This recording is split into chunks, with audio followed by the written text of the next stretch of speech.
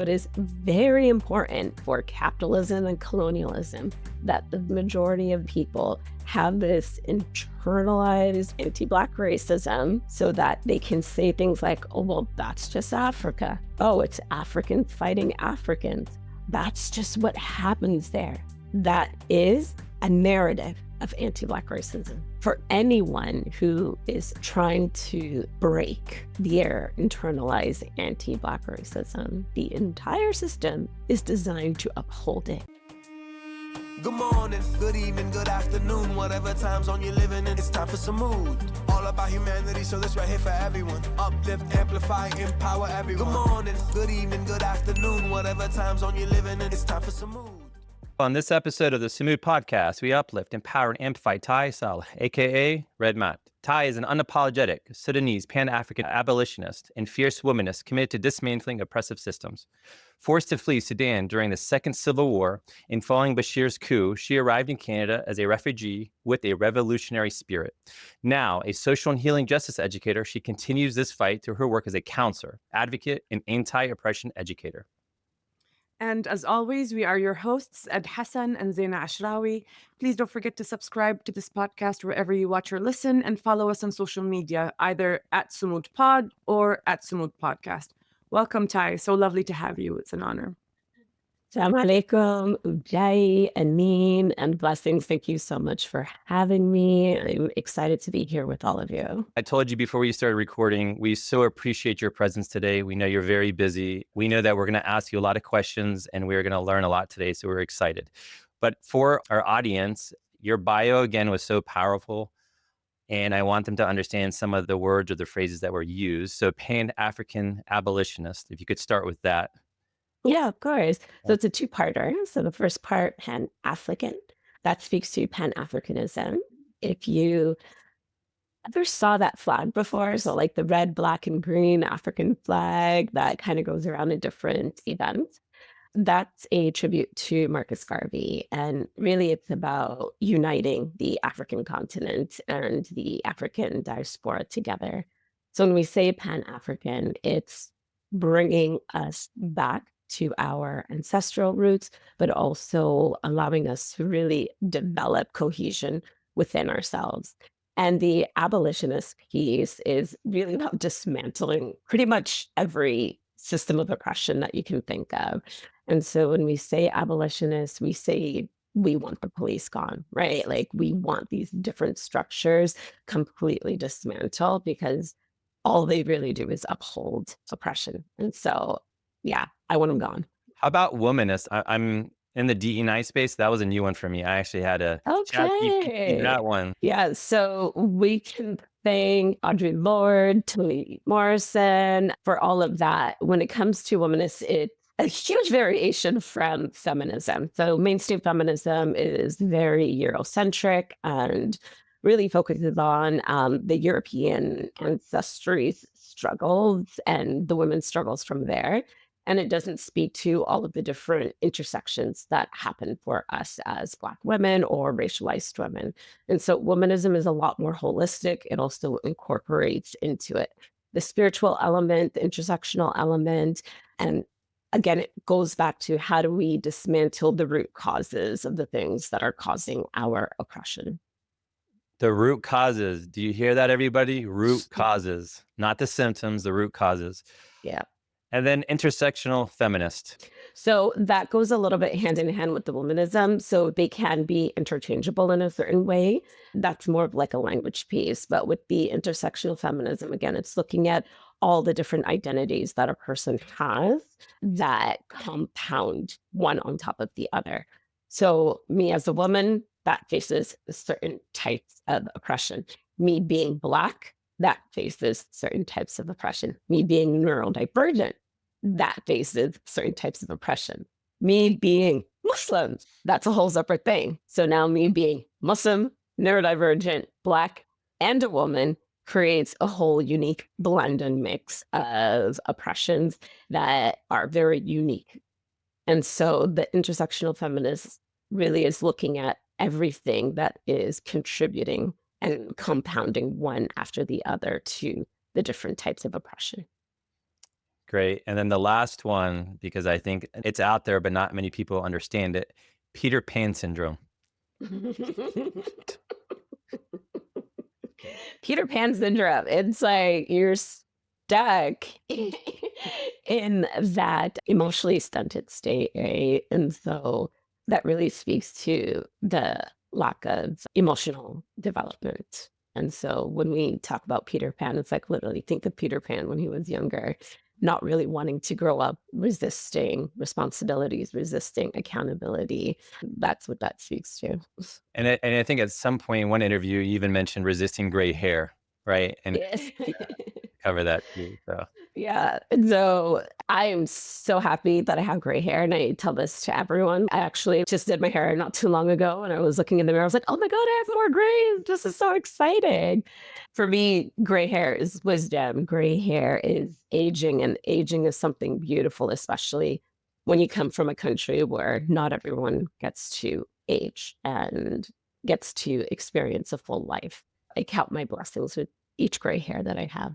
Yeah, it was really amazing when Ed was talking about the gray hair, the interview about the gray hair. It actually really resonated with me, and we can go back to that because I think it's very much taboo. You know, we have to look a certain way and behave a certain way, and I think that's a whole topic that we will address a little bit later. But I completely agree with that. I think it's really powerful what you said, that we're so lucky to even have to grow up, you know, to even have. Exactly. Yeah. I think it's very easy to forget our privileges and to step away from it. But when we start looking at every little thing, there's a deeper appreciation that can come from that. Absolutely. for the record, Zaina, gray hair or no hair is okay. Hey, Same. I'm here for it. Intersectional hair conversation, I guess. Yeah. Bald or no is all welcome. Talking about childhood, you left Sudan, or you fled actually Sudan at age 5, because of the civil war. And before you ultimately ended up in Canada, you were in multiple different places. I think that's a journey really important to discuss, and how you got to Canada.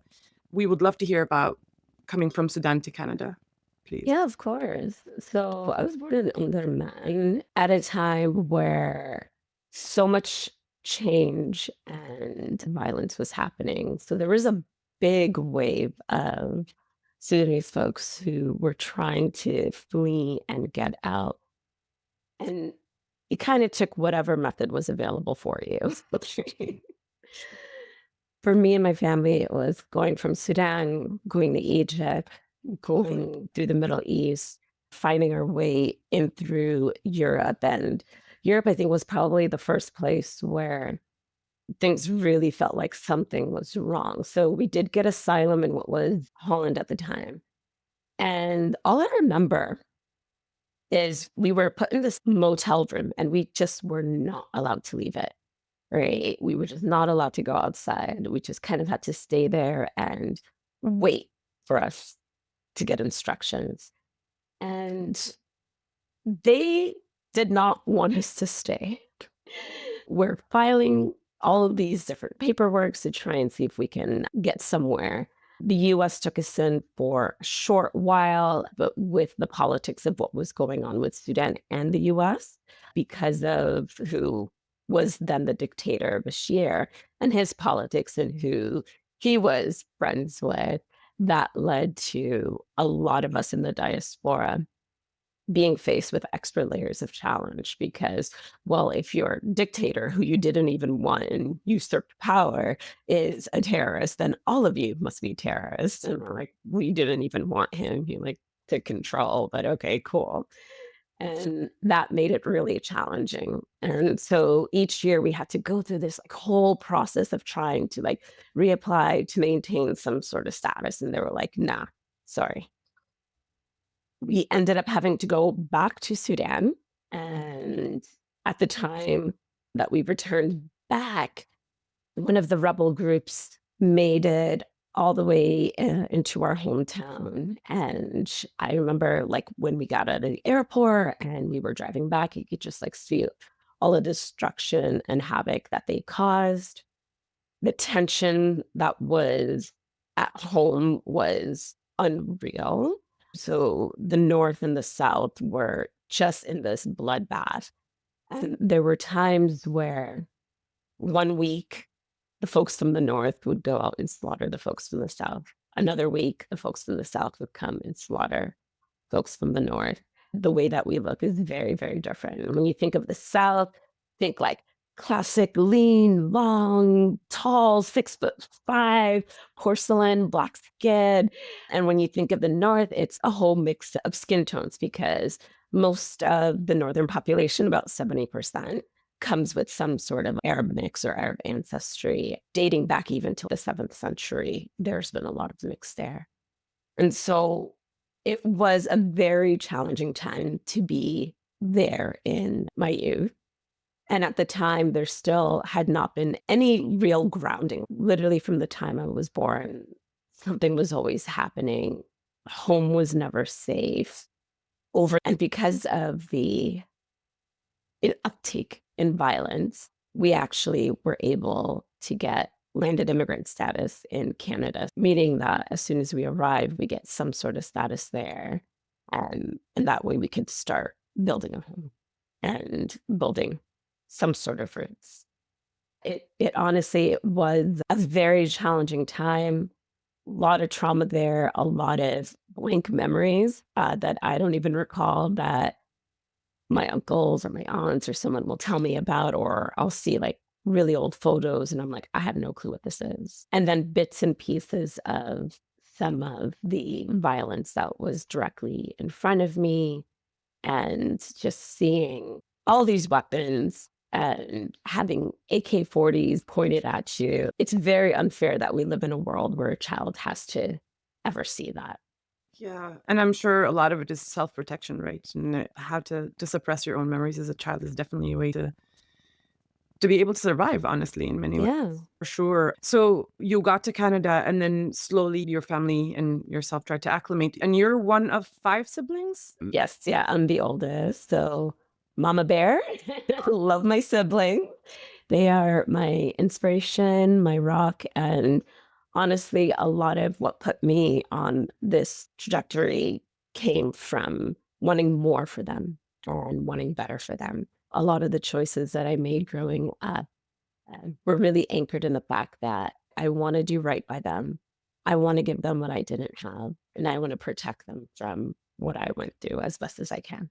Did you, and I know that there's a lot of conversation, especially the way your life developed and the choices you made in terms of what to study and how you ended up where you are, was because of realizing your blackness or realizing that you're Black or finding a difference from where you were to where you came to and reconciling that. Yeah, I like to always tell everyone, I did not know I was Black until I was 11 years old. And that was because of what society told me. So being here in Canada, all of a sudden you're just implanted with all of the narratives and social structures and systems that have like nothing to do with you. Even me saying Sudanese, if I go back home and I'm like, yeah, I'm Sudanese, I'm like, okay, but like, what are you? So growing up, if you asked me, what's your background? I'd be like, oh, I'm Masidia. That's my tribe. That's how I identified. And then it's like, oh yeah, Masidia Bagada from Sudan. Because, you know, we also have some of them in Chad and going all the way down. Masidia Bagada from Sudan with those artificial borders that were created for us. And then coming to Canada, talking to youth when I finally learned proper English, it was just like, oh, what are you? Aren't you Black? And I'm like, no, like, I'm like Syria. And they're like, what's that? Like, oh, I'm from Sudan. And they're like, oh, you're from Africa? And I'm like, yeah. And they're like, okay, so you're Black. And I'm like, I don't understand. And though here I am, 11, 12, 13, trying to figure out what it means to be Black in a system that has several hundred years of history behind it, removed from what my history and lineage is, but still interconnected in other ways. And so I kind of had an identity crisis growing up as well. And I know some Sudanese folks who might be listening are going to understand this. Like, you're too Arab to be all Black. You're too Black to be all Arab. You don't know where you kind of fit. So it's kind of like living in this like in between kind of phase.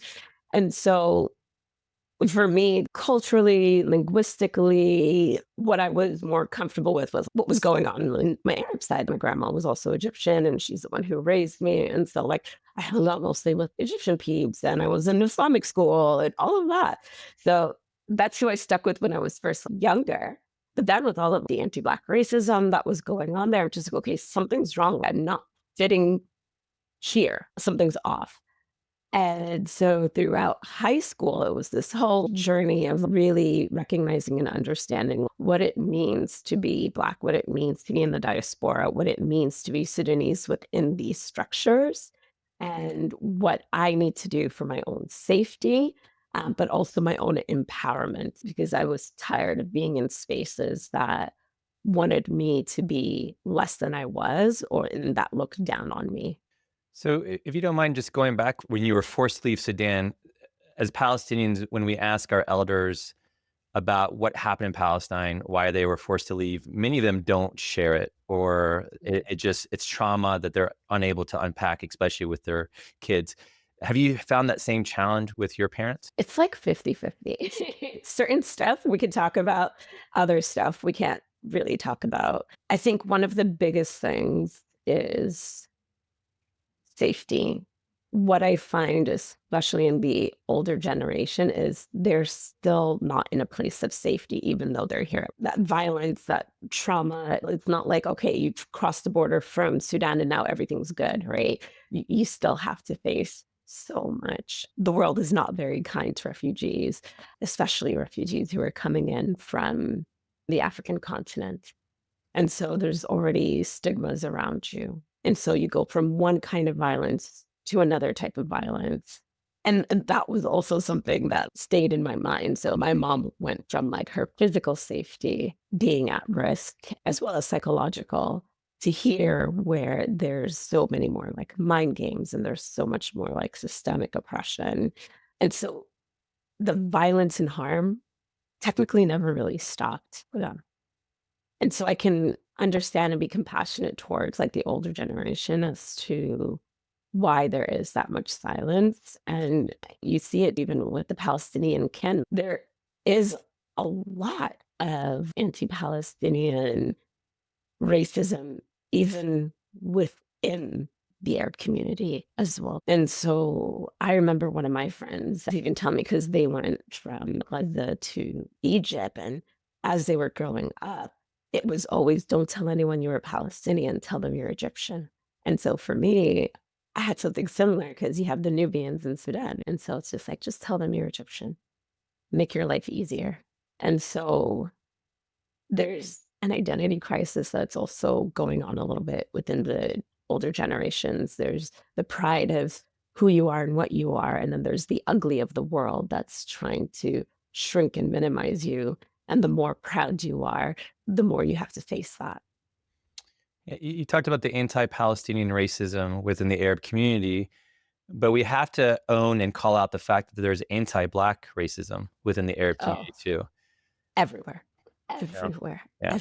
Everywhere. It's quite vile. And growing up Muslim, one of the things that you often get is very gaslit. We're Muslim. We're not racist. Look at Bilal. Like he did the first then on top of yada, yada, yada. I'm like, okay, first of all, you're not the prophet. So calm down. You are human beings and you are living in a system, and all of you have anti-Black racism. And just a little thing on that piece, whenever I'm talking to someone, a way for me to locate where they are in their journey is when I hear, oh, I'm not racist. The second you tell me I'm not racist, you're racist. I'm just going to say it there. Me, Black, from Sudan, I have internalized anti-Black racism. So please explain to me how you, person from somewhere else with no Blackness, doesn't have anti-Black racism. That's not how it works. The system is very well designed to have us internalize it to the point where it is so easy for us to actually lie to ourselves and say, oh no, but I don't actively hate anyone. Okay, but you're also not actively anti-racist. And so if you're not actively anti-racist, then you're enabling and you're being passively accepting of Black racism. And you haven't even done the work to unpack and dismantle what may be within you. Because if I don't know that there's a problem, I'm not going to be able to start dealing with the problem, right? Yep. And what do you say when people say, "Oh, I don't see color," because that's the new thing? Oh, that's the most racist thing you can say. So you want to erase me, my history, my challenges, my struggle, and my oppression. How is that better? Like, I'm not. Stop pretending I'm not. I'm very proud of it. You don't have to pretend that I'm not. The issue is you're uncomfortable. Something's going on with you because it ain't happening over here. And so why is it so important for you to not see color? Because what does it mean if you were to see color? That's very powerful and important to discuss and put out there. I think minorities in the United States and Canada in general, we have to find the correlations and connections with other minority groups, if you will. I would love to hear your thoughts on this, but I feel that the minorities are a lot more aware and engaged in that language, in that conversation, even willing to make mistakes in order to be corrected rather than being on the outside and having this front of, we know it, we're not racist, we're this and we're that. And I would love for you to talk about your realization of being in Canada on lands that were stolen from the Indigenous people and how you related to that. Did you relate to that? And in what ways? And how did you take that forward? Because I think there is a huge conversation to be had there. Absolutely. I was very fortunate in Canada when we first arrived. It was not far from the Six Nations Reserve. And we had a decent size Indigenous presence. It was like in high school that I became truly aware.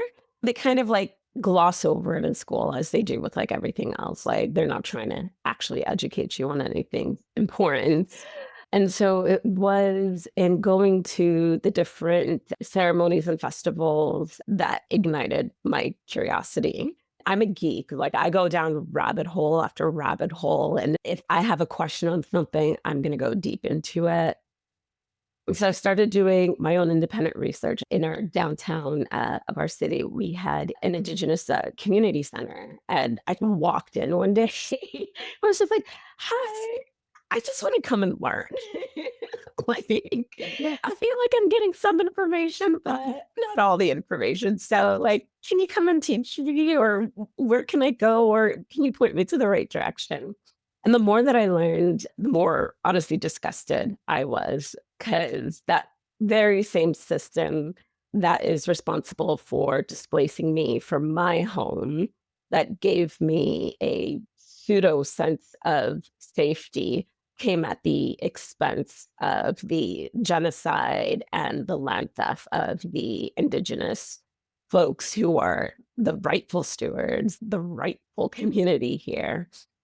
And so even in my greeting, like when I was saying hi, like the first thing is salam, like for my faith. Then I say ujai, which is a African Ken term. And then I say amin, which is an Ojibwe in recognition of the land that I'm on here. So anytime I go anywhere and I say anything, I'm going to bring my identities, but also what I'm responsible and accountable to. And so being here on Indigenous land as a settler who was displaced from their homeland, I'm still a settler. If I can't reconcile with that, what happened to me back home doesn't negate my accountabilities for what is happening on this land. And that comes with also knowing the stories of this land, knowing the people of this land. What we like to say is like paying our tax to the people of this land. So making sure that you're giving back to the different organizations and communities who are here.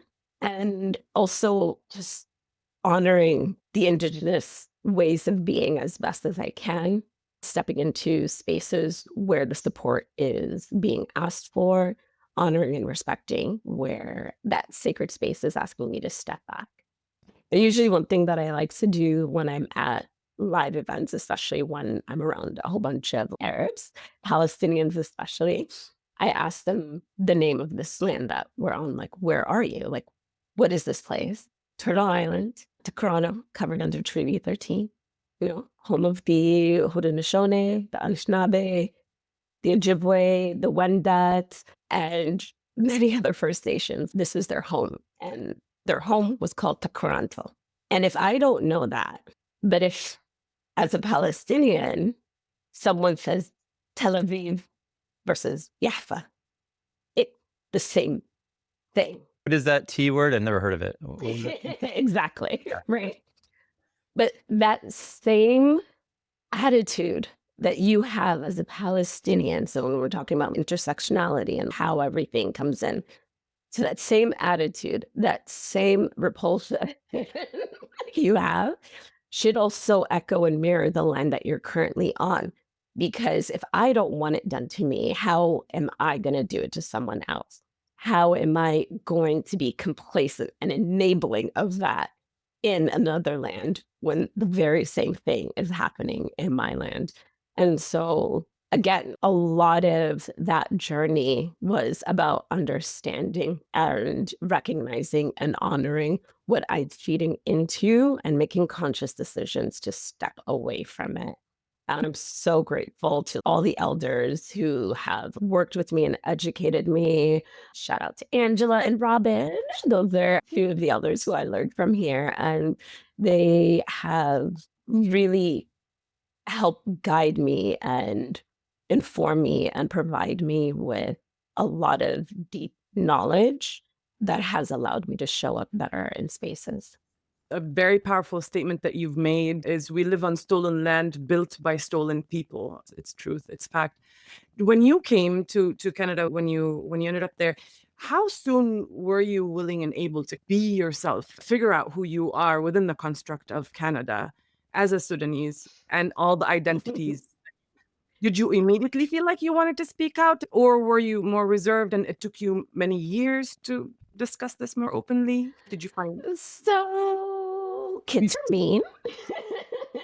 So when you come in, you're speaking a different language, you got an accent, you're bringing malafia for your lunch. Everyone's looking at you like, what is happening over here?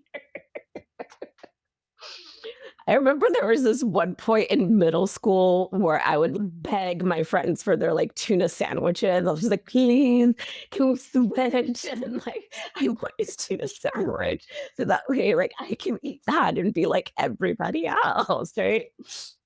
My parents were not about that life, and our community was very in their bubble type of thing, right? And so outside of like public school, I was constantly surrounded by like Arabs and Muslims and Sudanese. Like that's who I was.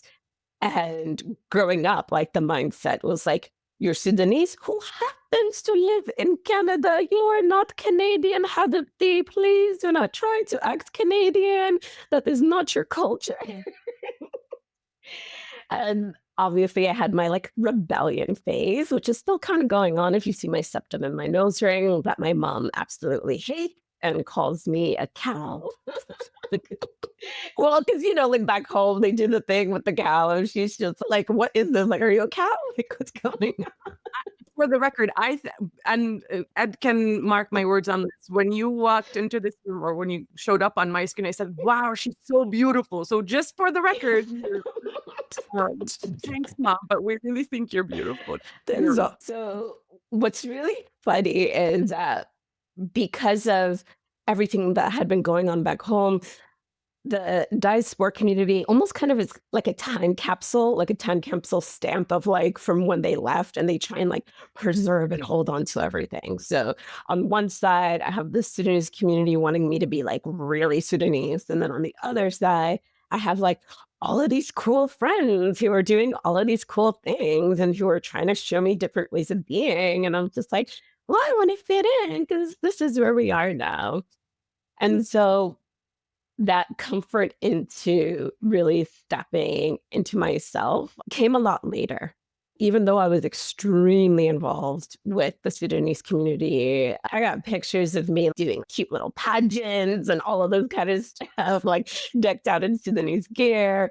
My mom hated Halloween. So the only way I could dress up with Halloween is if I wore like a traditional thobe. Like I would go dress like I was like a bride from Sudan. Like the only way she would let me go to school. So even me trying to do my rebelling, there was always that root anchor back home and within the community. Again, late high school is when the shift started happening, but the explosion of it definitely came in university where I had a lot more freedom, and now the need to rebel wasn't really there. And so you kind of realize like what you were doing in response to your parents versus what was really within you. And so with that, it just really anchored me in who I was. And then I started being even more involved with the youth in our community. And now I was hosting events for the younger generation and being like a youth leader as well, because I was like, oh my God, we have to be so proud of who we are. We can't let them erase this. So you mentioned earlier that kids are mean in school and obviously maybe a little bit in university, but let's talk about the workforce a little bit because you were in psychology. And I think you quickly realized how racist psychology is, modern or Western psychology, I should say. And the second part of that is you also realized that yoga was racist as well. Can you walk us through that a little bit?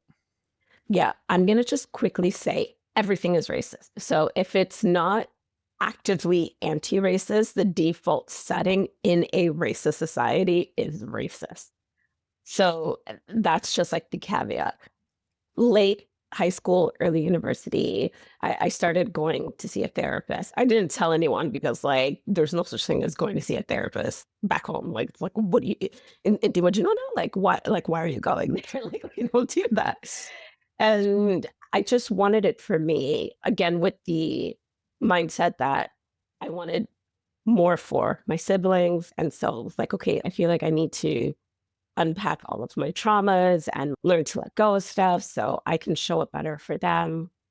And I did my undergrad in psychology specialization. As we're going through the courses and going through the studies, even that, I'm just like, okay, but this has no cultural relevance. That's not how we would do that.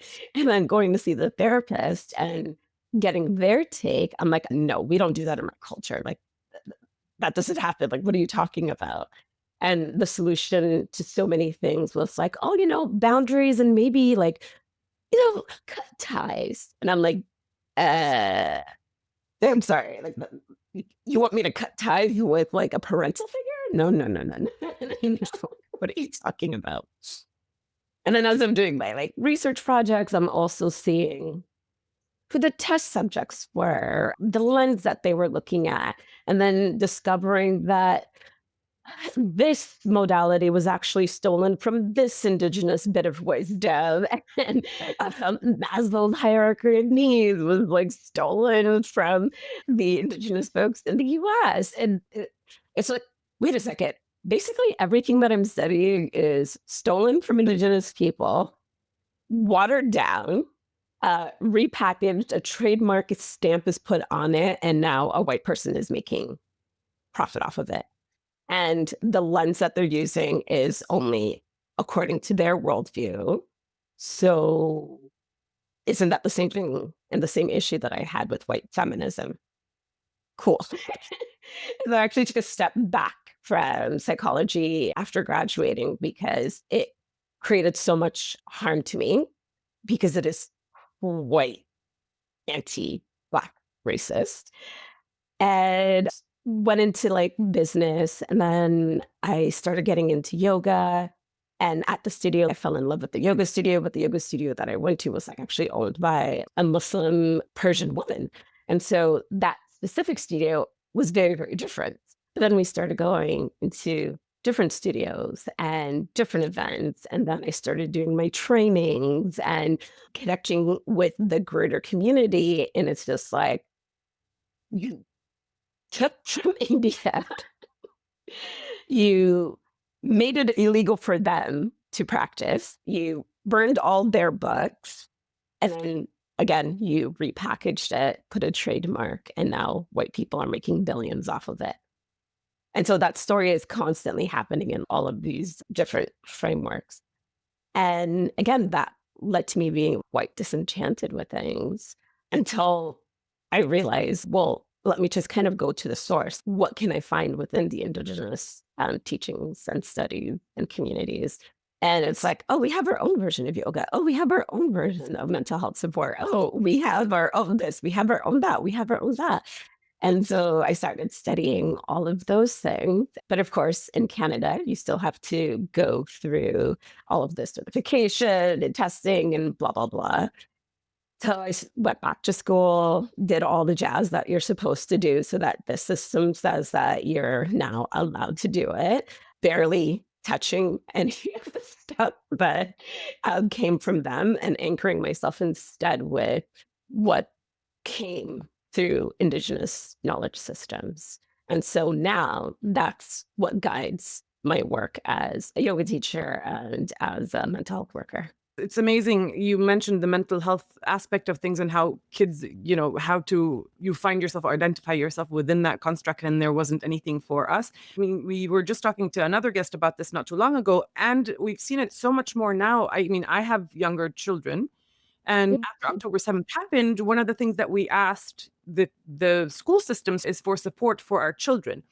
What ended up happening is I said, well, we provided mental health support for them. If anybody needs it, come see it. But there was such a detachment between the understanding of exactly what you were saying, what mental health is to the surrounding atmosphere, the surrounding people that were the community that we're in, versus actually addressing the root causes or the issues that us as Palestinians or Arab or Muslims or whatever were going through at the time. And it felt so disconnected. They were trying to help, but really it wasn't trying to help. It was checking a box. It's so apparent. We didn't really think about it. And add to that sort of what you mentioned, the stigma in the Arab community and Muslim community about mental health in general. One quick thing for anyone who's like Muslim, Arab, from the Middle East or anything like that, the stigma around mental health is post-colonial. If you go back to the Islamic golden age and you're looking at like 12th century, 11th century, we had entire systems of mental health support that were very practiced and very supportive to the entire community. But for some reason, we think it's like this Western thing. Yeah, there's the Western version, but we actually have in our own ancestry and lineage ways of navigating through mental health that are very supportive. And one of the biggest components that separates the West from, I'll say the East just for the simplicity, is that psychospiritual element. For us, there is that deeper connection, whereas with the Western model, it's like, is it measurable? Is it tangible? Is it testable? And if not, then it's outside of what we're going to work with. And it doesn't take that into account. And so when I think of the younger children and the youth and everything that they're going through today, and even what I went through, it wasn't just a psychological trauma. It was a spiritual trauma. It hurts your soul. Even right now, when I see Sudan, it's not just here that's hurt. It's not just here that's hurt. It's like my soul is breaking from it. And no amount of talking about this or working on this is going to touch that spiritual component, because what we're seeing and what is happening there is a complete destruction of spirit. That is what they're trying to do. And to have to bear witness and know that that's what they're going through, that's a completely different level of harm. That's not going to come and solve itself through talk therapy. I don't have a good way of asking this. I was telling Zaina this before we even started chatting. Your spirit, your energy is on another level. And given the trauma that you've gone through, what you're seeing today, and I'm going to just list some of your accomplishments. Wellness ambassador for Lululemon. I don't know a lot about Lululemon, but we'll talk about that for a second. Emergency response reservist with the Canadian Red Cross. You started your organization or your company, Red Mat. I'm guessing I'm saying it wrong. You'll correct me. That's pretty good. That's pretty good. It's more kudos to you, but also how? You can ask the same of any Palestinian Sudanese person. I think for me personally, the how comes from recognizing, why am I here? My grandma, Allah yarhamha, as someone who named me, she named me Taysir. Yeah, unisex name. In some parts, it's more masculine, but it means to like facilitate through God's grace. And so facilitation and all of that was already there in the naming. And then I sat with myself a while ago and I just really looked at what are the gifts that I've been given, because they're not by mistake, they serve a purpose. And I'm supposed to serve a purpose. And I remember one of my sheikhs was talking about what it is that you're going to have to answer to. Because one day you're going to be asked, where were you when I was oppressed? Where were you when I was hungry? Where were you when I was being mistreated? Oppression is where you find God. That's where you find work. And so for me, the social justice, the community organizing, the educating, those are all spiritual works for me. Your activism is your active prayer. And so once like that clicked for me, it didn't become about me. It became about, here are the tools. Everybody was given something. Here are the tools that you have. I'm going to ask you about what you did with those tools. And so that spiritual piece is really the big push motivator for me to remember that I'm going to have to answer for what I know is happening in Gaza, for what I know is happening in Sudan, for what I know is happening in Tigray and Congo and Haiti or whatever. And that calling is what has been repairing the soul piece for me. And so I keep going because I can, because I've been given resources to be able to. And so I just step into it because for me, it's like a way of being. Like, this is how it is. So I think we're going to have to start writing down all of your quotes, because I'm going to curse. You're knocking us on our ass here with some of it. And you're waking us up. I mean, activism is a form of prayer. Zaina, that describes us so much, right? Anyway, Yeah. shout out to you. That's amazing. My note literally says, make sure to clip this, make sure to note this, because this is so true. It's Yeah. You're coming at it not just from an activist political perspective, but from a very humanist and personal perspective, that it really grounds all of us in what's necessary and how it's necessary to live and see life, particularly when there's so much hurt and pain and trauma deep into our soul. It's truly powerful. So speaking of powerful, we know that you've mentioned that there are so many influential people in your life, so many people that you've looked up to, that you've learned from. Toni Morrison, of course, is one of them. But also in particular, there's the great Malcolm X, but then his daughter, Ilya Shabazz. What has her influence been on you? One of the things that she's done for me is reminding me what it means to like carry a legacy and to hold on your shoulders something bigger than you. Right? And what I love about her is she's quite modest for who she is and all that she does. And she's quite humble. Even when folks came at her and her family with a corruption and a distortion of the same faith that she was in, there was still that wisdom to separate what's going on with one versus the other. That for me was very important, because there's been so much Muslim on Muslim harm, so much Arab on Arab harm, so much harm from the very same identities that I come from.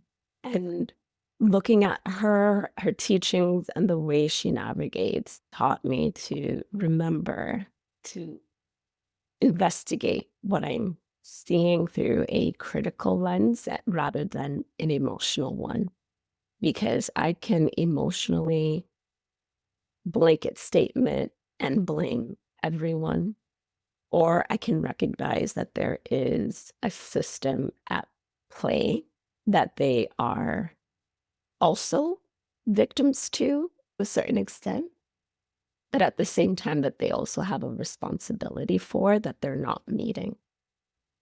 And so I can be upset at that, but not at the people, not at the faith, not at the culture, because that's not what's being like weaponized to harm me. That's what's being manipulated. Knowing your shit well enough to be able to see things through a critical lens is one of the teachings that I definitely got from her. Well, I think in 10 years, 20 years, 30 years, there's going to be a person that's going to say the same thing about you. So No. I'm That's actually not like on quite an introvert. So I want to ask you about Sudan and the situation there. I want to call out the fact that somewhat similar to Palestine, where the situation is complicated. But I'll go another level, right? Okay. And I think it's even more nefarious to an extent of where, well, that's just Africa. That's how it is, right? That's sort of the line that people go with. And I asked you this before the interview when we first met a few weeks ago. I was a little bit nervous because, asking somebody to educate you with all the information out there, still a little bit different when you learn from somebody who's an expert in the area, right? So if you don't mind, for the audience, can you just describe what's happening in Sudan right now? So I'm going to start with a quote from Ashada Shakur that I loved. Nobody's going to give you the education you need to overthrow them. No one's going to teach you the truth about your history, teach you your heroes, if they knew that that knowledge was going to help set you free. And so anytime we're looking at situations happening with oppressed people, the information that you're going to get that's going to be easily accessible serves a purpose. And when it comes to Sudan and the African continent, that purpose is anti-Black racism. You actually can't have capitalism without anti-Black racism. One necessitates the other. And those are both all just agents of colonialism. After the Berlin Conference, when they gutted up and divided up our continent, they did several things. They took away our leaderships, either through enslaving them, sending them away, killing them off, exiling them. That was very intentional. Then they went and looked for who was going to play ball with them the most, and whoever was going to be the most beneficial for them is who they supported putting in power right from the get-go. And then fast forward to everyone getting their quote-unquote independence, which is a whole other story. There's no independence if everything that is around you is still colonialization. So when we look at all of the different independent government countries, how many of them operate using a colonial political system? How many of them have changed their schooling to match the colonial system? How many of their medical complex, their military complex, their healthcare complex, how much of that is based off of colonial structures? So we've now removed a continent from their traditional ways of being to colonial ways of being. We've created arbitrary lines to intentionally ensure that tension always existed. Then on top of that, we're going to continuously make sure that whoever's in charge and leading is at the beck and call and is a puppet of the Western leadership. And then we're going to allow our corporations to come in, gut up resources and wealth, and hire militias to create chaos and destruction. So the continent is very intentionally been designed to not succeed. And then we have all of our BS NGOs who are also colonial constructs, who are very politicized, who will come in and help in and out while at the same time helping support the extraction of resources and wealth. So you have all of that thing in the background. And then you have what's going on in each individual country. So Sudan, we have had 19 plus coups, like time and time and time again. And the last one, which was the most long-standing, was with Bashir, and that was in the 80s.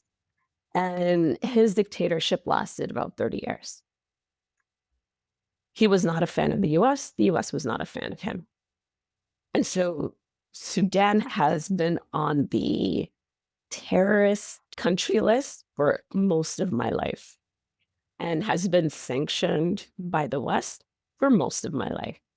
And I think it's probably one of the top 5 most closed off countries.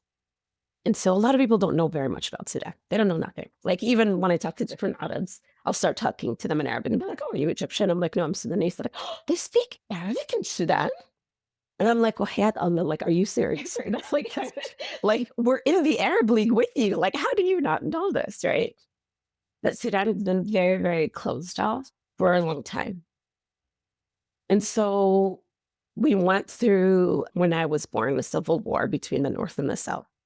Now, Sudan, if I were to look at how it was originally mapped out by the British, there's like 3 primary regions that I'll point out. So you have the North, where is predominantly Arab Sudanese mixed ancestry. You have Darfur, which is mixed, like Black Indigenous and Sudanese Arab. And then you have the South, which is predominantly Black Indigenous. Those 3 were all bundled up together. Congratulations, you guys are all one country. Hey, you folks in the North who are lighter skinned, you're in charge. And then at the same time, we're also going to keep encouraging the anti-Black racism that's been going on in Sudan since the Arab slave trade. Thank you, Saudia, for that. And so you have tribes who have been selling and enslaving other tribes for hundreds of years to the Arabian Peninsula, now being put as one country, and the ones who were doing the oppressing are now in charge of the ones who have been oppressed. And the air quotes was for in charge of. And so that second civil war, North and South, as well as with Darfur, messed up the countries and put us in an even deeper downward spiral. As that second civil war was going on, you have what was happening in Darfur. Many folks might remember this. Early 2000s, George Clooney went to Darfur and he made a whole documentary, and everyone's like, oh no, like the Darfur genocide, yada, yada, yada. The Janjaweed are so bad. The Janjaweed, aka devils on horseback, are part of the Sudanese Arab tribal community there who committed genocide on the Maslet, Bafur, and the Nuba, who are the Black Indigenous tribes there. So you have an estimated 3 million people dying in that genocide. You have another 2.5 million killed in the South as well, too. And then in 2011, you have the independence of South Sudan. So South Sudan now became its own country. What that also did was split the resources, which then created a whole lot of other issues as well. And then you have in 2018, December, the revolution that started. The spark was really like the price of food and bread. That was the tipping point. But we're talking about nearly 30 years of sanctions and poverty and oppression and being under an authoritarian dictator that nobody wanted. And so the people revolted. Within 8 months, Bashir was ousted. Then there was supposed to be this transitioning government that was formed, 50% civilian, 50% military. And they were supposed to give up power in 2021, October, to become fully civilian-led. And we had an interim prime minister. They instead decided to house arrest him. People, again, took to the streets. The military got more violent. And it's important to note that the heads of the military, Burhan and Hamati, are the two generals of Bashir and are the two generals who are fighting today. And then infighting between the two generals started. I want to be leader. No, I want to be leader. And in April 2023, everything exploded.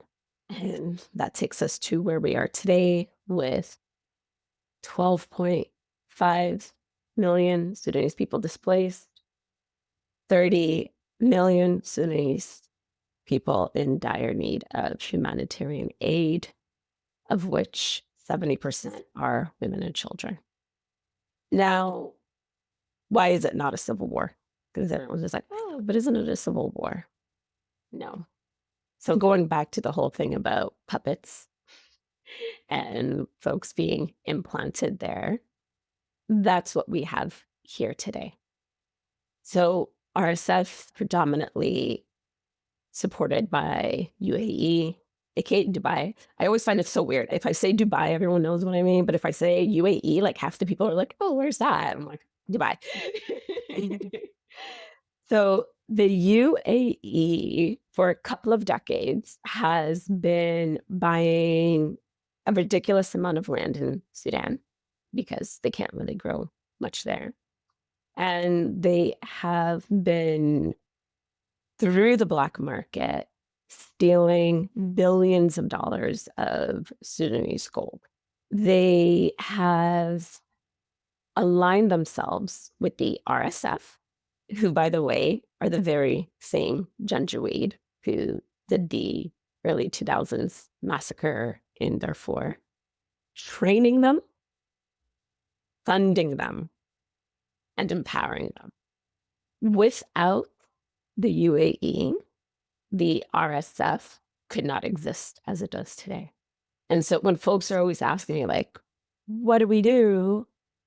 The first thing is get Dubai, aka UAE, out of Sudan. Because without the flow of weapons and funds and the sales of gold, they could not exist and they would be dismantled right away. So on the SAF, the Sudanese armed forces, they're predominantly backed by the Egyptian government.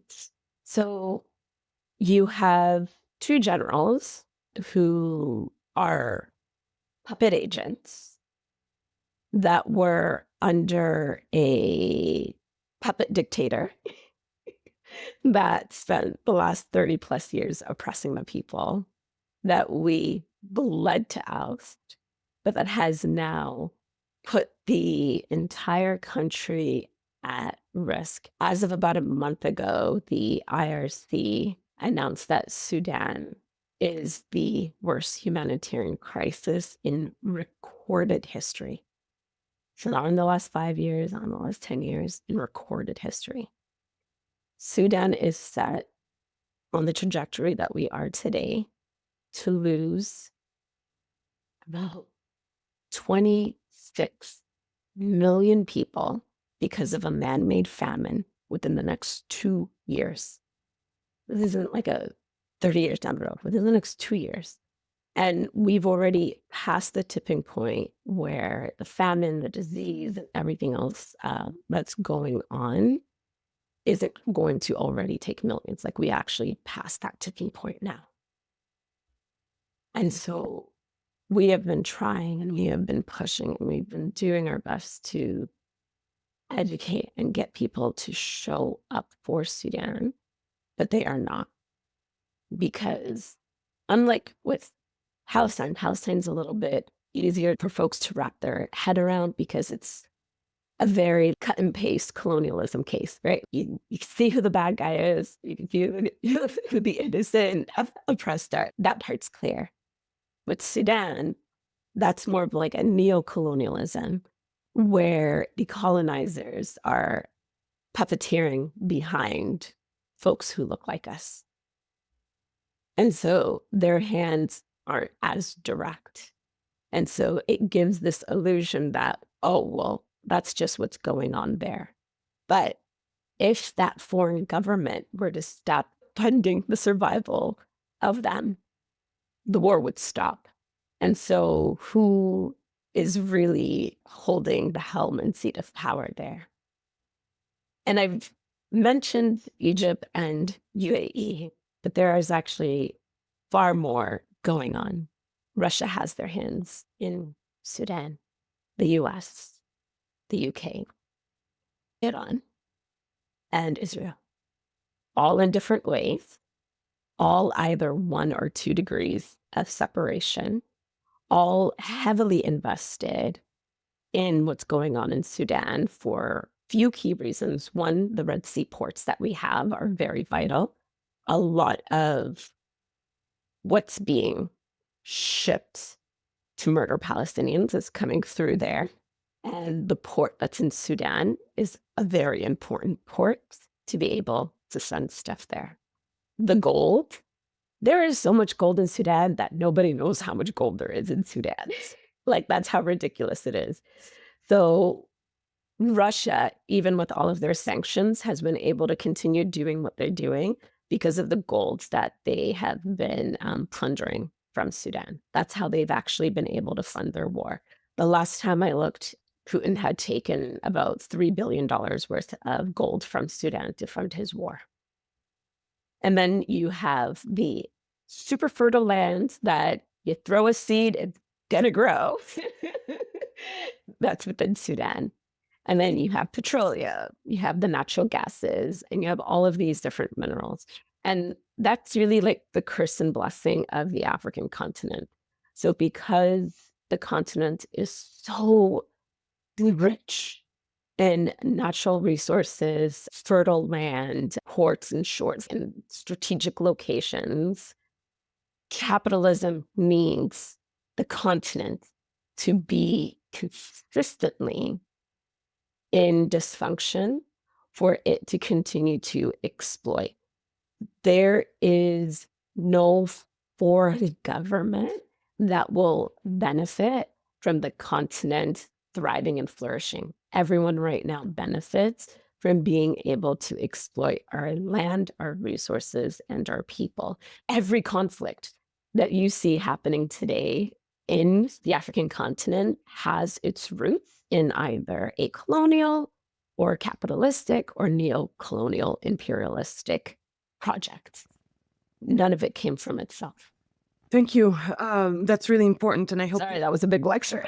No, seriously, it's so needed. It's really genuinely needed. You talk to so many people, and they want to support, and they want to help, and they want to understand, but there isn't a resource that is trusted that we, I should say, the majority of the people that we've spoken to, that say, oh, here's where you go to find out accurate, truthful information. And that's by design. You've talked about this as well. The media has such an important role to play in the lies that are spread, or the lack of the complete truth, if you will, to push a narrative. And I'll just add one quick thing, just like with the role of like anti-Black racism and why it's so important.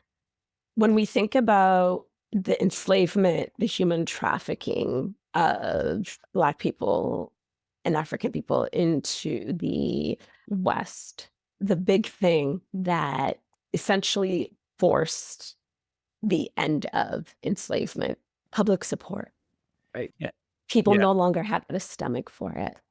They didn't want to see it. They started seeing the moral injury that was coming from it became intolerable. And so 13th Amendment was set up to do 2 things. One, to end the visible type of enslavement that you would see around town, shifting it into prisons, because that's the enslavement loophole. But then you had to justify putting all these Black people in jails. And so that's where you want to make sure the anti-Black racism is fresh and alive, so that people are constantly like, oh, well, they're criminals, they're crooks, they're this, they're that. Meanwhile, half the Black folks in prison are actually just waiting out until their trial date because they can't afford to pay their bail. And others are there for petty crimes that if they were another race, they would got a slap on the wrist. But the public perception is a Black person getting arrested is doing something wrong. They broke the law, the very same law that is hell-bent on oppressing them. And then you have what's going on in the African continent. There's no company, Apple, Google, whatever, that's going to want to show you what they're doing to the people for those natural resources, because the moral injury that you would have would not allow you to continue to support it or buy it. So it is very important for capitalism and colonialism that the vast majority of the people have this internalized anti-Black racism so that they can say things like, oh, well, that's just Africa. Oh, it's Africans fighting Africans. Oh, it's an African civil war. That's just what happens there. That is a narrative of anti-Black racism. And so folks don't go and dig deeper and do the research and look, because the assumption is like, well, yeah, they're just fighting amongst themselves.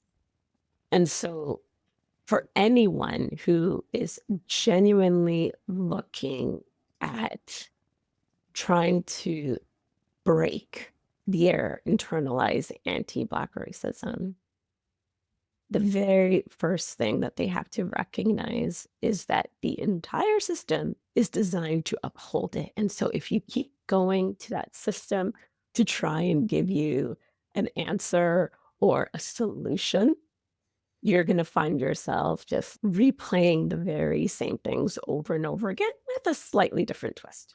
Right. And I think to your point about the prison system, I mean, even in that construct, Black people have the right to vote, but then they put a ton of Black people in prisons and then they take away their right to vote. Right. I mean, it's like, but meanwhile, you can be a felon and president. Exactly. Right.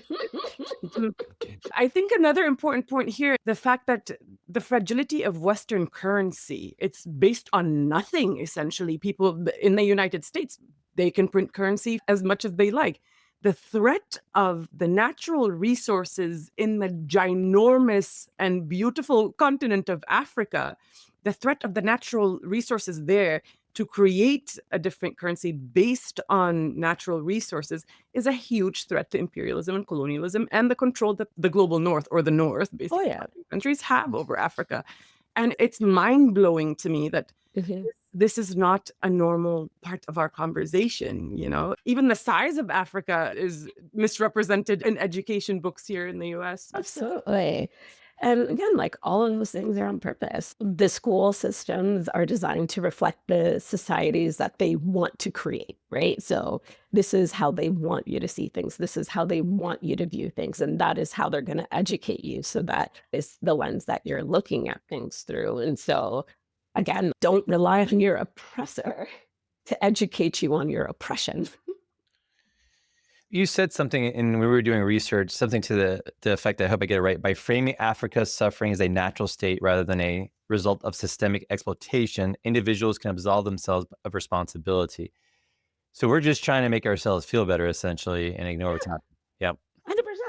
If you ever look at like that pyramid of white supremacy, I don't know if you've ever done an anti-racism workshop, they always love to show the pyramid. And a lot of folks don't understand how many of us are at the base of that. So everyone who's just like, I'm not racist, like you're at the base of that. Like, congratulations. It's like you're at the base. And so that belief that you have that, oh, that's just the state of things is exactly what allows for the genocide at the top of that pyramid to exist. Because this is going to rely on the vast majority of you believing that that's just the natural state. And so we can do whatever we want. So how do we get this message across? I mean, even on social media, by the way, make sure we all follow you. We'll have your IG up and your link tree and all of that. But how do we do a better job of educating folks or creating awareness? Because clearly the media is not going to do it. And the only reason Palestine's in the media is because apparently Palestine is anti-Semitic. That's the only reason we're in the media, right?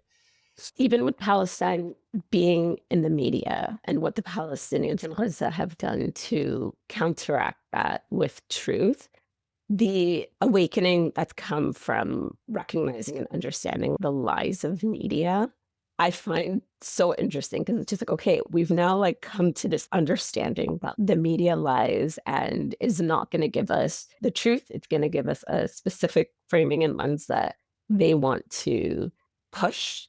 Where do we go for the real information? Oh, the real information now takes like 3 steps to get into rather than that one step. And then folks go into almost like a paralysis. And then they just like stop.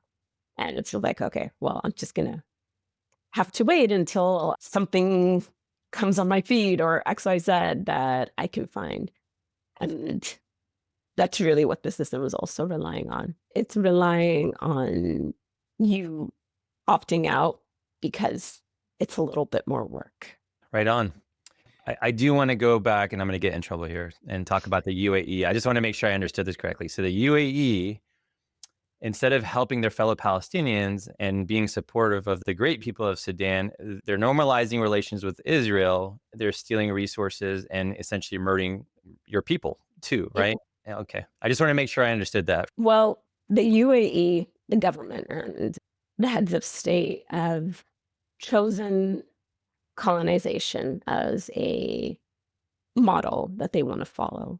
This is just to like show how ridiculous everything is. So the US a couple of weeks back declared that the RSF was committing genocide. In the same week that they announced that the UAE was going to be their new strategic defense partner.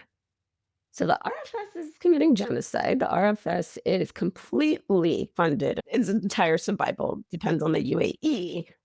And the UAE is now your defense partner in the region. Just like wrap your head around how ridiculous that sounds. Yeah, the UAE has definitely really just shown what their alignment is. There's a lot of Sudanese people in the UAE, and a lot of them are staying quiet because of safety reasons. The UAE is not as like bougie and advanced as folks want it to be. The UAE is built on slave labor and continues to be so through the Khalifa system. Oh, can you actually explain that to the audience? That's a really good one, or a really good point. So the UAE, same with KSA and other Arabian countries, when they hire foreign labor, it goes under a guardianship. And so your employer is now your legal guardian. And when folks come in from their foreign countries, their employer takes their passport, and everything now is completely at the mercy of the employer. Folks have disappeared with family members not knowing where they were. Folks have videotaped and posted online the various abuses and conditions, including being beaten, being locked in cages, living in slums, forced living in slums, gender-based violence like you wouldn't imagine. And because of that guardianship status and relationship, there's no recourse for those who are quote unquote employed. And so you can't get justice. That's how the UAE is able to build what they build and do what they do. It is a lightly modernized version of enslavement. It's a Muslim country. How is this aligned with Islam whatsoever? And I sincerely mean that. It absolutely makes no sense. Here's the thing, though, and this again, it goes back to like what I was saying earlier. Being critical and looking at what is there in front of you and not the faith. The faith is going to say one thing, but the people are going to do whatever they want to do, the same way that you can't come and tell me that you're not anti-racist because you are Muslim. And so by default, you're absolved of all of that. It just doesn't work that way. We're humans. We're full of flaws. We're full of different corruptions. And not all of us are going to do right. by the things that aren't entrusted to us. And the UAE, I went to visit one time in 2013, and I was coming in from Nepal. And at Nepal, when I was there in the airport, you see all the families with their like young boys who got this great job opportunity, who are going to be able to like send money back home now. And, parents are all giving like their blessings and everything. And I'm there with them on the plane, seeing them so nervous, but like, like carrying the weight of like having to support their family on their shoulders. And then when we arrived in Dubai and seeing them get off the plane and go into the transports from the employers, right away, you can feel something was wrong. And I remember I was following this one boy. It was probably like 1920 the whole time. He was so sweet. Like 5'7", like his parents were so proud of him and they were kissing him and buzzing it. Like he was just like so cute. And while I was waiting for my ride, I was just looking out at him. And I couldn't hear what was going on, but I could see the moment where his heart sank. And I just kind of like felt it from where I was. And I was like, something's wrong. Because at the time I didn't fully know and grasp it. Something's wrong. And when we were going around, I'm not looking at like the shiny pretty. I'm looking at the things that they're trying to hide. And then the things that they're trying to hide are grotesque. Like they're just so ugly. And then I come back, I do my research, and I'm like, holy. And I've been boycotting UAE since 2013. And that was like before how bad they were to Sudan fully unfurled. But for a long time, the UAE has not been aligned with the struggles of the oppressed and has been very active in playing the role of oppressor for profit. There's so much. I mean, I could spend hours talking to you. There's so much to learn and so much to discuss and sort of to pick your brain on things, to go away from this whole UAE and political aspect of things. I think one of the important things for me in the research on you and what we've learned, it was particularly important to me to realize how intrinsic in your journey self-care was and continues to be, both in terms of yoga, even the psychoanalysis and the psychology aspect. You're trying to constantly find ways to heal in order to continue doing what you're doing and even surviving. And I think there was a quote that you mentioned as one of your favorites by Audre Lorde. The self-care is an act of radical revolution. And that is so important. And here I say this not just to people of Sudan, people of Congo, people of Palestine, people in struggle who are constantly fighting, but that taking time to heal and understand, you're not going to heal completely, but taking time for yourself and recognizing the pain that you're going through and how to go through it is so crucial. It's not giving up. It's really important to continue. How does that self-care is an act of radical revolution? How does that resonate with you? Yeah. So it's really the exact opposite. One thing that you just said, it's not you checking out. It's not you being selfish. There's a selfish way of doing self-care, right? Like that exists. But I'm talking about like radical self-care. And so for me, when it comes to self-care and how I see it, I owe Sudan, Palestine, Congo, Tigray, Haiti, all of that, I owe them my sustainability, my consistency, and my longevity. They cannot afford to have us, the diaspora, burn out. Because those oppressors will take advantage of us checking out right away. And so if I am owing them my sustainability, I have to ensure that I can provide that. And I can't provide that if I'm not taking care of myself. And so the two go hand in hand. Because I either take this one day a week to do something nourishing for me, or I'm going to crash and burn out and be checked out for a week, a month, 2 months, 3 months, whatever it might be. The downward spiral for some can last a year, 2 years longer. I love them too much to risk that. And so if you're saying free Palestine, free Sudan, free Congo, how committed are you to it? Is this going to be a 1-year commitment and then you go back? Or is this commitment lifelong? And how are you going to make sure that it's lifelong if you're not taking care of yourself? And it also goes to being like genuine and honest about your capacity. It's so easy for us to think that we have to do everything all at once. Otherwise, it's not good enough. Yada, yada, yada. Congratulations, you're going to burn out in no time. What can you commit to today, even if it's just one thing that you can hold on and continue to do year after year? Once that becomes habit and second nature, can we add more to it? And then we can build from there. Because again, we want to make sure that we're operating in the space where we can be consistent, because we're not there. Like, they don't have a choice with what's going on. But us here, we're in the homeland of the oppressors. We have access to things that are completely out of their reach. And we need to be able to take full advantage of all of that. And those things aren't going to happen in a short amount of time. It's going to take a long time.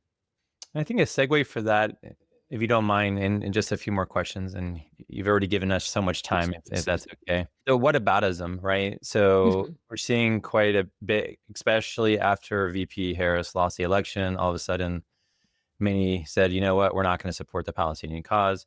But I'm hearing and seeing the same thing. Well, you know, they didn't support us, so we're not going to support them. They didn't speak up for us, and so we're not going to speak up for them.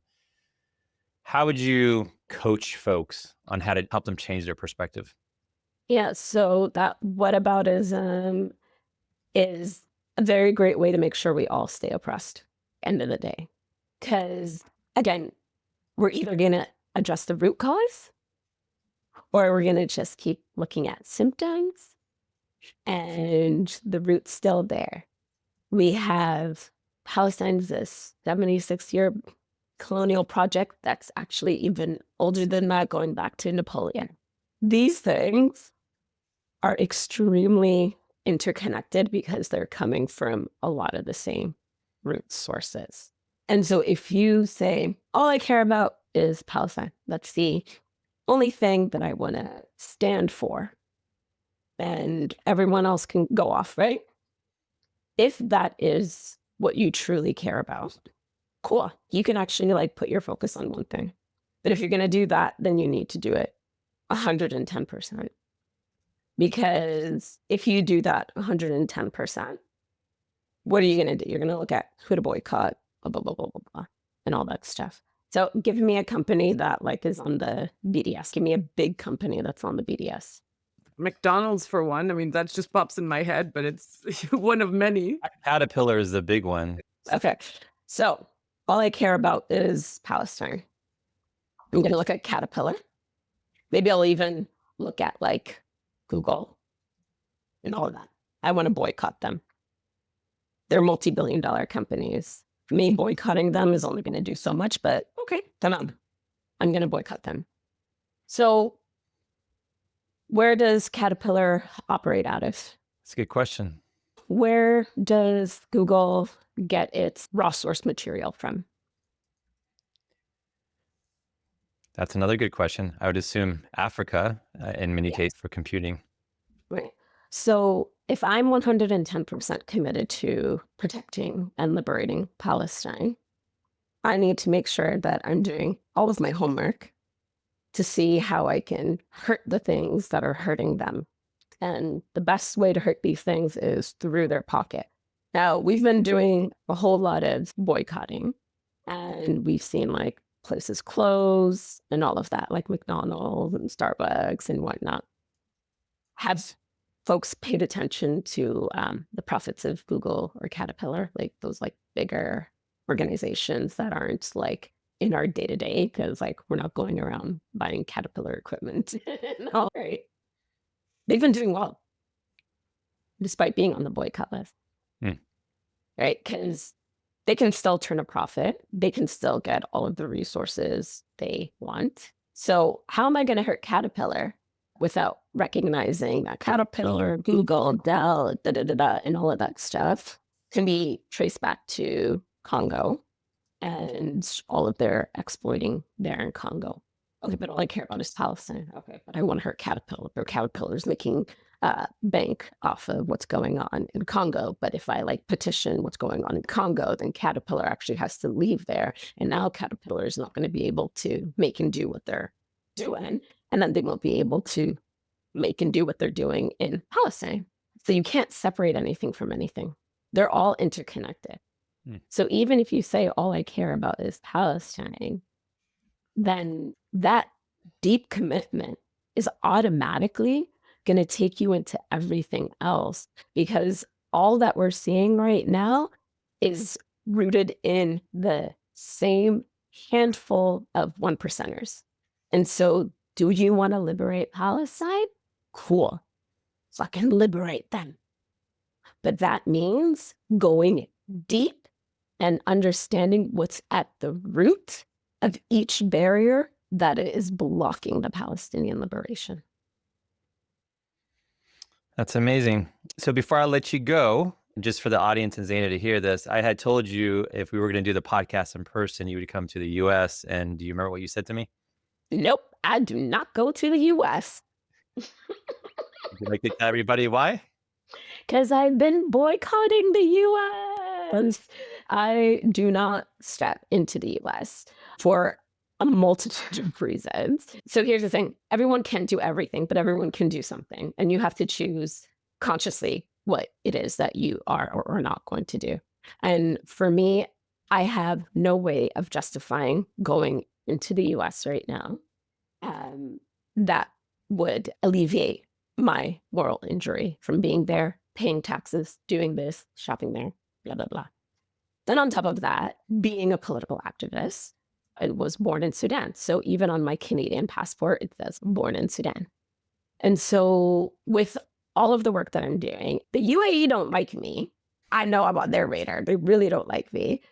But the UAE is friends with the US. And the UAE can ask the US, hey, here's a list of all of these people. If they cross your borders, send them back to their birth countries. Because that's something that the US can do.